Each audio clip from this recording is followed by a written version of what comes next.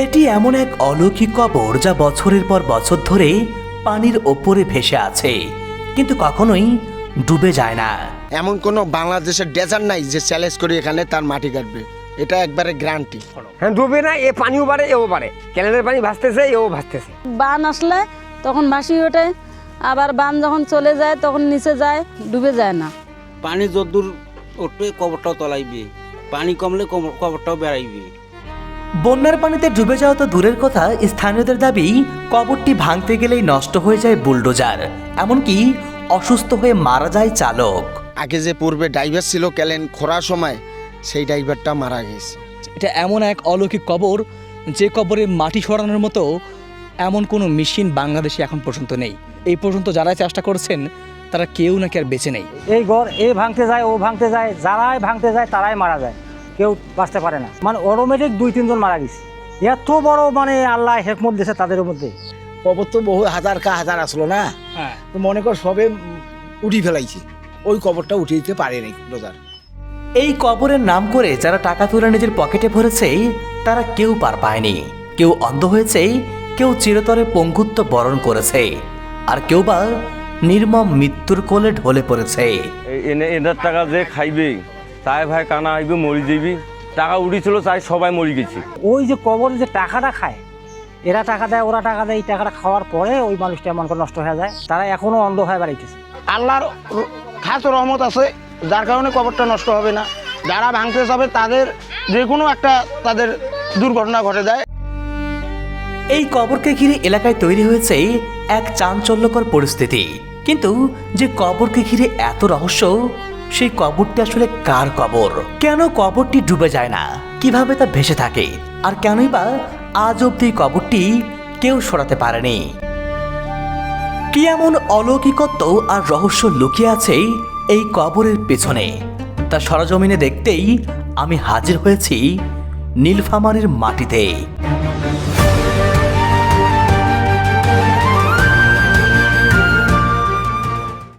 আসসালামু আলাইকুম। নীলফামারী জেলার কিশোরগঞ্জ উপজেলা থেকে সবাইকে শুভেচ্ছা জানাচ্ছি। আমি শাহেদ আল হাসান। বন্ধুরা, এই নীলফামারীর কিশোরগঞ্জে এমন একজন অলির কবর রয়েছে যে কবরটি তিস্তা খালের ভেতরে অবস্থিত। কিন্তু অলৌকিক এবং অবাক করার ব্যাপার হলো, বন্যার পানিতে বর্ষাকালে যখন আশেপাশে সব কিছু ডুবে যায়, কিন্তু তখনও ওই কবরটি নাকি ডুবে যায় না। কবরটি নাকি বন্যার পানির সাথে উপরে ভেসে ওঠে, আবার পানি যখন কমে যায় তখন পানির সাথে মিল রেখে কবরটি নিচের দিকে নাকি নেমে আসে। আজ পর্যন্ত কোনোদিন নাকি ওই কবরটি ডুবে যায়নি। এমনকি এই খাল খনন করার সময় আশেপাশের সব কিছু কেটে ফেলা হলে, ভেঙে ফেলা হলেও সেই কবরটি নাকি কেউ ভাঙতে পারেনি। যারা ভাঙার চেষ্টা করেছে সেই বুলডোজার, সেই ডেজারগুলো বিকল হয়ে গেছে, নষ্ট হয়ে গেছে, এবং সেই বুলডোজারের চালক নাকি মারা পর্যন্ত গিয়েছে। এই কবরকে ঘিরে রয়েছে নানা অলৌকিক ঘটনা, নানা রহস্যময় গল্প। চলুন বন্ধুরা, আমরা নিজ চোখে সেই অলৌকিক কবরটি দেখে আসি, যে কবর কিভাবে পানির সাথে ভেসে ওঠে। সেই অলৌকিক রহস্যময় কবরটি দেখে আসি এবং এর ইতিহাস জেনে আসি।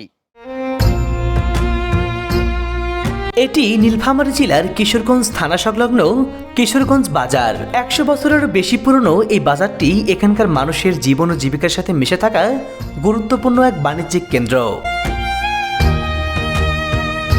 আর এই কিশোরগঞ্জ বাজার থেকে ভাসমান সেই অলৌকিক কবরটির দূরত্ব প্রায় 2 কিলোমিটার। বন্ধুরা, আমি এখন অবস্থান করছি নীলফামারী জেলার কিশোরগঞ্জ উপজেলার কিশোরগঞ্জ বাজারে। এই বাজার থেকে যেতে হবে আমাদের সিটরাজীব গ্রাম। সিটরাজীব সরকার পাড়ায় রয়েছে সেই কবরটি। এখান থেকে একটা অটো করে আমরা সেই গ্রামের উদ্দেশ্যে যাব। তো চলুন আমাদের সাথেই থাকুন এবং আপনাদেরকে নিয়ে সেই অলৌকিক কবরটি ঘুরে দেখে আসি। বন্ধুরা, কিশোরগঞ্জ বাজার থেকে একটি ব্যাটারি চালিত ভ্যানে করেই আমি রওনা দিলাম সেই কবরটির উদ্দেশ্যে। চলতে চলতে জানিয়ে রাখি এখানে আসার সহজ ঠিকানা। বাংলাদেশের যে কোনো প্রান্ত থেকে কবরটি দেখতে আসতে হলে আপনাকে প্রথমে আসতে হবে নীলফামারী জেলার কিশোরগঞ্জ বাজারে। এরপর সেখান থেকেই অটোরিকশা করে চলে আসতে হবে সিটরাজীব গ্রামে। আর কবরটি এই সিটরাজীব পশ্চিমপাড়া তিস্তা খালের ভেতরেই অবস্থিত। অবশ্য এই কবরটি অত্র এলাকায় দেবা হাজির কবর নামে এতটাই বেশি আলোচিত, স্থানীয় যে কাউকে জিজ্ঞাসা করলে আপনাকে পথ দেখিয়ে দিবে। আর সত্যি কি ভেসে ওঠে কবর? সত্যি বেশি ওভার গাড়ি অঞ্চল আনি ভাঙ্গির এত চেষ্টা করছে, ভাঙ্গির পায় না। ওটা যেন কি একটা নজর আছে।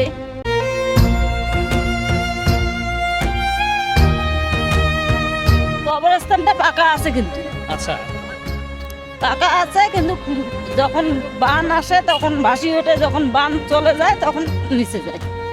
বন্ধুরা, এই যে আমরা কিশোরগঞ্জ বাজার থেকে অটো করে যাচ্ছিলাম, একজন স্থানীয়র সাথে কথা বলছিলাম।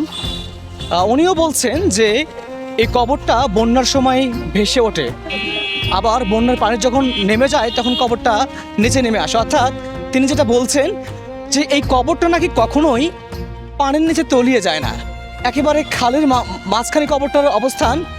যদিও বন্যার পানিতে আশেপাশে সব কিছু ডুবে যায়, কিন্তু ওই কবরটা নাকি কখনোই ডুবে যায় না।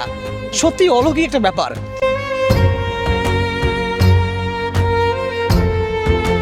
মানে কবরটা আসলে কার? এমন এক নেককার বান্দার কবর, কিন্তু কবরটা আর ভাসাইতে পারে না কেউ। আচ্ছা, তার মানে যেটা বলছেন এই কবরটা এমন একজন নেককার ব্যক্তির, এমন একজন পরহেজগার ব্যক্তির, যার কারণেই এই কবরটা নাকি ডুবে যায় না। চলুন আমরা গিয়ে আসলে এই বিষয়গুলো জানার চেষ্টা করি।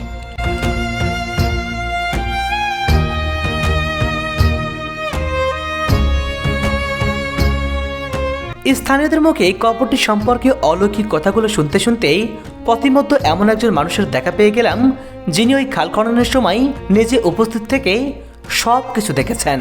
আমরা যখন ওখানে কাজ করি, আমরা প্রথম থাকি ওখানে মাটি কাটি, এবং জোড়াবাঙা থেকে মাটি কাটতে কাটতে এখানে আসছি। এখানে আসিয়া তো ওই রকম অনেক কবর পাচ্ছি, কিন্তু ওই কবরগুলো সব উল্টে দিছি। আর কবর করতে করতে যখন এখানে মনে করো দেবার হাজির ঘরের কাছে আসছি, ওখানে কাজ যখন করি, কাজ করার পরে ডোজার লাগে যখন দেয় 10 হাত 15 হাত দূরে ডোজার বন্ধ হয়ে যায়। আর বন্ধ হওয়ার পরে তখন আমরাও চিন্তা করি এই কবরটা কার, এই কবরের ওয়ারিশটা কারা। তারা দেখতেছি ওই প্রথমে মানুষকে জিজ্ঞাসা করার পরে কি দেবার হাজির ঘর। এরা হলো আগের সেই হাজি, নাম করা হাজি এবং ছয় মানুষ, তাদের ঘর। তারপরে তো সার্কুলার হয়ে গেল এই দেবার হাজির ঘর। এই ঘর এ ভাঙতে যায়, ও ভাঙতে যায়, যারাই ভাঙতে যায় তারাই মারা যায়। তারা কানা এবং অন্ধ, পাও হর্দভঙ্গ হয়ে যায়, কেউ বাঁচতে পারে না, চলতে পারে না। মানে অটোমেটিক 2-3 জন মারা গেছে। না ডুবে যায় না, যত পানি হয় না কেন ওপর থেকে ভাসি ওঠে। আর যত পানি নিষ্পেকে যায় তত কবর দাবি যায়। নিজেই মাটি কাটছি, নিজেই আমরা ওখানে ছিলাম। কবরটির ব্যাপারে এত কিছু জানার পর আমার কৌতূহল আর উদ্দীপনা যেন আরো দ্বিগুণ বেড়ে গেল। তাই তো আর দেরি না করে গ্রামের মেঠো পথ পেরিয়ে অবশেষে পৌঁছে গেলাম ঐতিহাসিক সিটরাজীব গ্রামে। গ্রামটিতে প্রবেশের পর স্থানীয়দের কাছে কবরটির ব্যাপারে যা শুনলাম তা জেনে আরো বেশি অবাক হয়ে গেলাম। শুনছি আমার বাবার নানার কবর। ওই দেবা হাজির কি পুণ্য কাজ করছে সেটা আল্লাহ মাহবুব জানে। ওখানে ওই ডোজাররা গেলে গাড়ি খারাপ হয়ে যায়। আচ্ছা, আর এই কবরটা নাকি ডুবে না কখনো? হ্যাঁ, ডুবে না, এ পানিও বাড়ে এও বাড়ে। ক্যানেলের পানি মাহা উছলে হোক, কিন্তু ও ডাবের পায় না। ক্যানেলের পানি ভাসতেছে, এও ভাসতেছে, কখনো ডুবে যায় না? না, ডুবে যায় না। আর এটা কখনো কেউ ভাঙতেও পারে না? না না, কারো ক্ষমতায় নাই, কেউ ভাঙতে পারবে না। না, এর গাইপি খবর স্বয়ং আল্লাহ ছাড়া আপনি আমি কেউ পারবে না। ওই যে ক্যালেন খরছে না, ডোজার গাড়ি দিয়ে খরছে আর কি ক্যালেন। আচ্ছা, ওনার কবরের কাছে যে ডোজার গাড়িটা বন্ধ হয়ে গেছে, বন্ধ হওয়াতে ওই মানে ওই কবরটা বাদ দিয়েছে, ওটা আর খড়ে নাই। এই কবরটা নাকি ডুবে যায় না নাকি শুনি বন্যার সময়? পানি যদ্দূর উঠবে কবরটাও তলাইবে, পানি কমলে কবরটাও বেড়াইবে। এই ডোজার দিয়েও ওই কবরস্থানটা ভাঙি পারে নাই। কেন পারেনি? আল্লাহর হুকুম, আল্লাহর কুদরতি। কবর তো বহু হাজার আসলো না, হ্যাঁ, তো মনে কর সবে উঠি ফেলাইছে, ওই কবরটা উঠিয়ে দিতে পারে নাই ডোজার। এ কবর কখনো রোকবে না, আর আমার জানা মতে কবর নষ্টও করতে পারবে না। আল্লাহর খাস রহমত আছে, যার কারণে কবরটা নষ্ট হবে না। যারা ভাঙতে যাবে তাদের যে কোনো একটা তাদের দুর্ঘটনা ঘটে যায়। জানা গেছে যে গাড়ি চালক করছে, তার মুখ দিয়ে নাকি বেলে অক্তও ছড়ছিল। এবং এই ঘটনাগুলো সত্য? সত্য।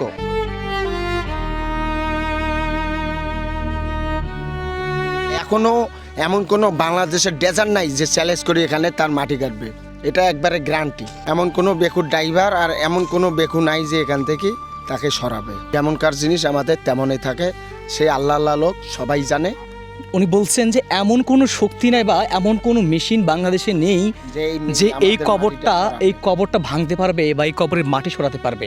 এটা এমন এক অলৌকিক কবর যে কবরের মাটি সরানোর মতো এমন কোনো মেশিন বাংলাদেশে এখন পর্যন্ত নেই, এবং এরকম সাহস কারণেই এই পর্যন্ত যারা চেষ্টা করছেন তারা কেউ নাকি আর বেঁচে নেই।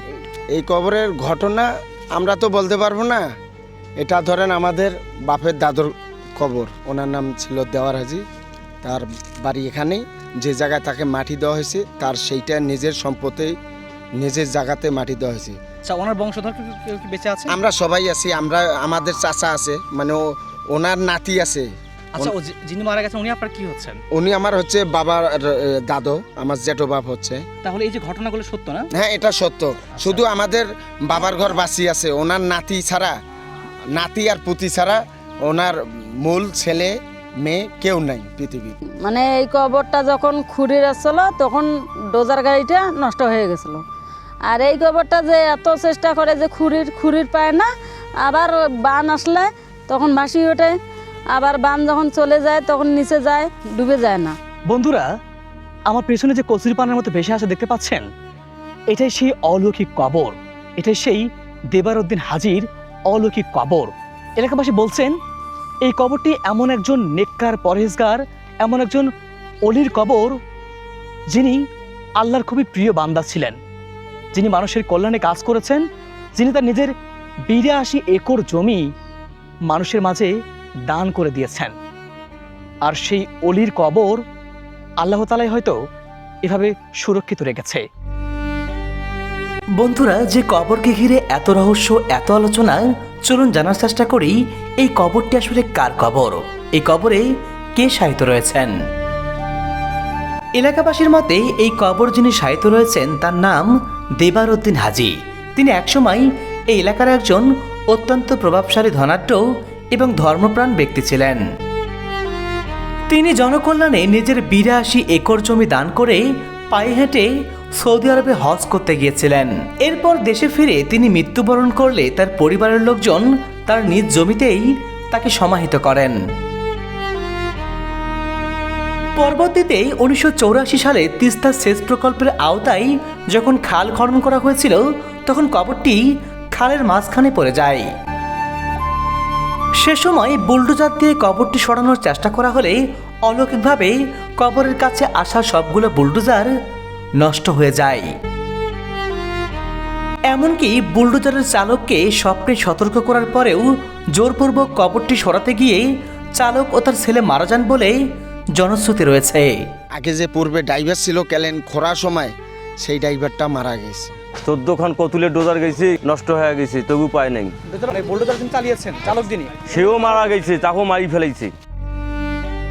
গ্রামবাসীদের বিশ্বাস দেবারউদ্দিন হাজি উনি একজন আল্লাহওয়ালা নেককার মানুষ ছিলেন, তাই এই কবরের ক্ষতি করতে চাইলে অলৌকিক উপায়ে মানুষের ক্ষতি হয়। যেমন এই কবরের নাম করে কিছু মানুষ টাকা তুলে আত্মসাৎ করার ফলে কেউ অন্ধ হয়েছে, আবার কেউ পঙ্গুত্ব বরণ করেছে। এনার টাকা যে খাইবে তাই ভাই কানা হইবে, মরি যাইবি। আচ্ছা, হ্যাঁ, অনেকে নাকি কবরের নামে নাকি টাকা উঠিয়েছে। হ্যাঁ, টাকা উড়িছিল, তাই সবাই মরি গেছি। এই কবরের নামে টাকা উঠে মানে ওঠানোর জন্য? হ্যাঁ, উড়ি যায়, খাইবে 1 টাকা, ভেতর পেটও ডুবেইবে। তোমার পেট যদি ডুবছে তো তোমাও মরি যাইবে। ওই যে কবরে যে টাকাটা খায়, এরা টাকা দেয়, ওরা টাকা দেয়, এই টাকাটা খাওয়ার পরে ওই মানুষটা এমন করে নষ্ট হয়ে যায়, অর্ধভঙ্গ হয়ে যায়, তারা চলতে পারে। চোখ কানা, এখনও চোখ কানা আছে, তো চলতে পারে না, বউ হাঁটি হাঁটি ঘুরি বেড়ায়। মানে যারা কবরের নাম করে টাকা তুলেছে, হ্যাঁ, টাকা তুলিয়ে খাইছে, তারা এখনও অন্ধ হয়ে বেড়াইতেছে।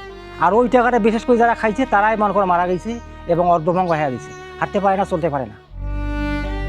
তবে এই কবরটির বয়স কত সে ব্যাপারে সুনির্দিষ্ট কোনো তথ্য পাওয়া যায়নি। এলাকা ঘুরে অনেকের ধারণা কবরটি 100 থেকে 150 বছরের পুরনো। এই কবরের বয়স 100 রোদে হবে, ক্যালেন আমাদের বয়সে হয়েছে, কিন্তু এই কবর আপনার 100-150 বছরের উপরে হবে। বন্ধুরা, অলৌকিকতার এই চাদরে মোড়ানো ইতিহাসের গায়েও লেগেছে মহাকালের নির্মম স্পর্শ। খালের পানির অবিরাম ধাক্কায় শতবর্ষী এই কবরটির এক পাশের ইটের গাঁথনি ক্ষয়ে গেছে। যেন প্রকৃতির অমোঘ নিয়ম আর খালের তীব্র স্রোতের সাথে প্রতিনিয়ত এক অদৃশ্য লড়াই করে টিকে আছে দেবারউদ্দিন হাজীর এই শেষ স্মৃতিচিহ্ন। বন্ধুরা, বিজ্ঞান হয়তো এখানে এসে তার সমীকরণ মিলাতে হিমশিম খাবে, যুক্তি হয়তো খুঁজবে কোনো ভৌগোলিক ব্যাখ্যা, কিন্তু এই প্রমত্তা খালের বুকে বুক চেতিয়ে টিকে থাকা এই কবরটি মনে করিয়ে দেয় সবকিছুর ঊর্ধ্বে এক পরম শক্তি আছেন, যিনি জীবদ্দশায় নিজের সবটুকু সুখ 82 একর জমি বিলিয়ে দিয়েছিলেন মানুষের কল্যাণে, আর স্রষ্টাকে পাওয়ার আশায় পায়ে হেঁটে পাড়ি দিয়েছিলেন মরুভূমির তপ্ত বালুপথ। তাই আজও শত বছর পরেও যেন প্রকৃতি তাকে পরম মমতায় আগলে রেখেছে। দুনিয়ার কোনো আধুনিক প্রযুক্তি যাকে স্পর্শ করতে পারেনি, খালের তীব্র স্রোতও যাকে ভাসিয়ে নিতে পারেনি।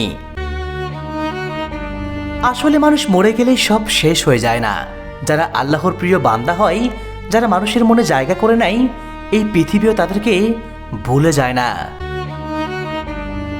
দেবারউদ্দিন হাজী হয়তো আজ আমাদের মাঝে নেই, কিন্তু খালের নীল জলে ভেসে থাকা তার এই পবিত্র সমাধি যেন প্রতিদিন নিঃশব্দে আমাদেরকে এই বার্তায় দিয়ে যায়, অহংকার ক্ষণস্থায়ী, কিন্তু সততা আর বিশ্বাসের শক্তি চিরন্তন।